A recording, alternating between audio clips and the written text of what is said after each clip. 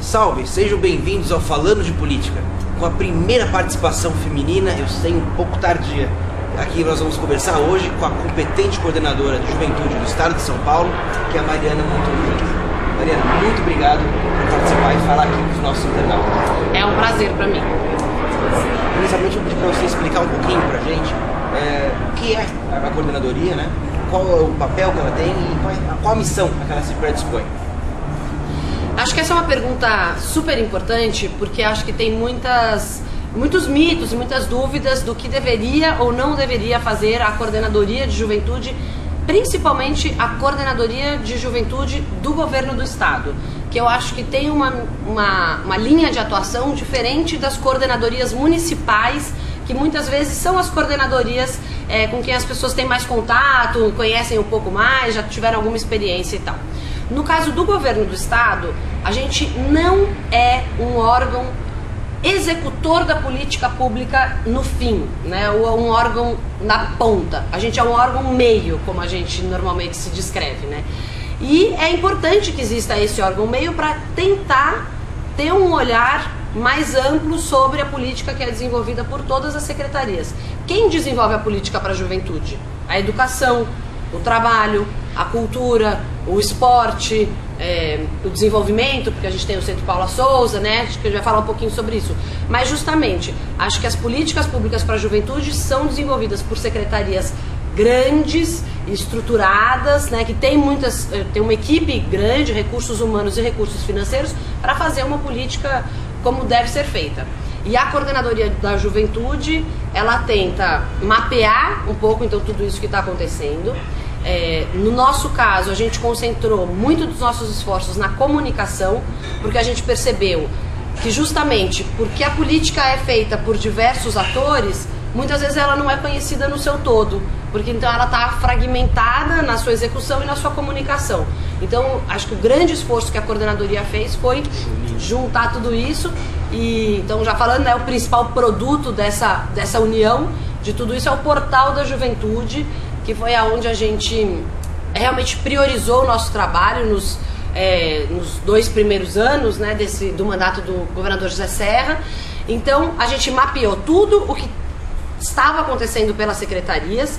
A dificuldade que a gente tem é que neste governo a velocidade das ações é muito rápida. Então, o Centro Paula Souza, você acabou de falar quantas ETECs e FATECs tem? Já vem mais ETEC, já vem mais FATEC. Aí tem, enfim, uma série de programas super interessantes.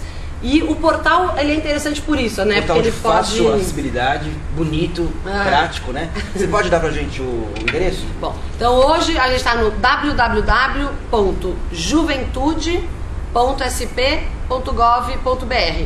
A gente deu um nome bastante coringa, vamos chamar assim, institucional, para que todas as secretarias ou todo mundo que trabalha com juventude realmente se sinta um pouquinho dono deste portal. Se ele chama juventude.sp.gov.br e eu tenho alguma coisa para o jovem, ou feita por jovens, ou que interessa aos jovens, eu me sinto um pouco dono desse domínio e eu quero que a minha matéria esteja lá, que a minha notícia esteja lá. Então a gente está falando muito das ações feitas pelo governo, mas o portal é aberto também às ações feitas pelas prefeituras, obviamente pelas prefeituras paulistas, e pelas ONGs, pela sociedade civil organizada de qualquer maneira, ou se você tem interesse em trazer uma discussão qualquer que interesse ao jovem, um artigo interessante, tem lugar no portal e o portal está aberto para essa participação. Esse seria o nosso segundo passo, é onde a gente está trabalhando agora, para que as pessoas se apropriem desse portal e realmente comecem a alimentar ele. Quem tem que alimentar o portal não necessariamente é a equipe da coordenadoria da juventude. A equipe da coordenadoria, ela vai passar a ser só uma administradora, mas todos os jovens paulistas ou todos os interessados em políticas de juventude podem ser os responsáveis por alimentar esse portal. Coautores desse processo, né? Exatamente. E você falou agora do terceiro setor. Você, antes de integrar o governo José Serra, você veio do movimento Sou da Paz. Sul da Paz, exatamente. E você acha que é uma tendência cada vez maior essa interação, essa cooperação, né? Como você vê isso com bons olhos? Eu acho que sim. Eu acho que eu, de alguma maneira, sempre tive um interesse um pouco maior, até pela vida política, e uma paciência um pouco maior para entender os percalços aí que às vezes acabam por desestimular alguns dos nossos amigos mesmo, né, companheiros que a gente vê que falam, então eu não quero, então eu não vou entrar para política, então eu estou desiludido e tal. E dentro deste mundo, aqueles que têm um interesse muito grande pela coisa pública, pela política pública no sentido maior, não só a política partidária, acaba trabalhando numa organização da sociedade civil, né? Então eu tenho muitos amigos, eu mesmo morava, dividia minha casa, o meu apartamento com uma amiga que trabalhava no Greenpeace, e a outra era do Sou da Paz, e o outro trabalhava na Criança Segura, enfim, e aí quando você vai ver, muitos dos seus amigos, na verdade, estão em organizações, então eles procuraram, dentro das causas, né, que lhes sensibilizavam mais, atuar. E infelizmente poucos procuraram essa atuação dentro da vida política estrito sensu, como a gente fala, política partidária, e foram para organizações. Agora, as organizações têm cada vez mais, eu acho que, procurado influenciar a política pública. Eu acho que vem da organização, conforme ela amadurece,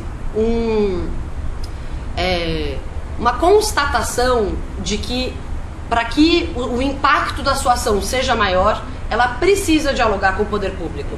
Não adianta, quer dizer, tem seu valor, é interessante, mas muitas pessoas já não ficam satisfeitas quando a sua atuação vai atingir apenas aqueles 20 jovens, ou aquelas 10 crianças, ou aquelas 5 baleias, que sejam, né? Você, para ter um impacto maior, se você quer preservar, se você quer mudar a dinâmica de alguma coisa na sociedade, você precisa dialogar com o poder público. Então, eu acho que as organizações vêm amadurecendo, vêm crescendo e vêm procurando isso. E do outro lado, este poder público começa a ser mais aberto a esta sociedade civil organizada, que lhe procura para fazer propostas e tal. E eu acho que essa é a grande sacada, quando realmente essa organização, que muitas vezes tem um conhecimento maior do que os políticos, e não no mau sentido, porque de fato um parlamentar ou mesmo um gestor, né, do Poder Executivo tem muitos assuntos a tratar, e a pessoa de uma organização consegue se aprofundar e consegue ter dados e pesquisas muito atualizados, que seria difícil para esse profissional. Então, acho que quando essa pessoa vem com a disposição de construir junto, de ajudar esse profissional a se posicionar, obviamente que da maneira que ele acredita, né? Mas com base em alguns dados e tal, eu acho que o Sou da Paz, nesse sentido, foi uma experiência muito positiva para mim, então ela me dá muita esperança de que essa relação pode ser uma relação positiva e uma relação muito frutífera para ambos os lados, né? Para quem está fazendo a política pública, que tem o apoio de jovens, né, ou profissionais da organização, da sociedade civil organizada, que de fato o ajudam, e para quem está na organização, né, saber que o poder público está aberto para ouvir, e de repente você ter aquela sensação de que de fato você conseguiu influenciar uma política pública, conseguiu influenciar os caminhos de uma prefeitura ou de um governo do estado, mesmo uma lei nacional, como foi no caso do Estatuto do Desarmamento, por causa do Sou da Paz.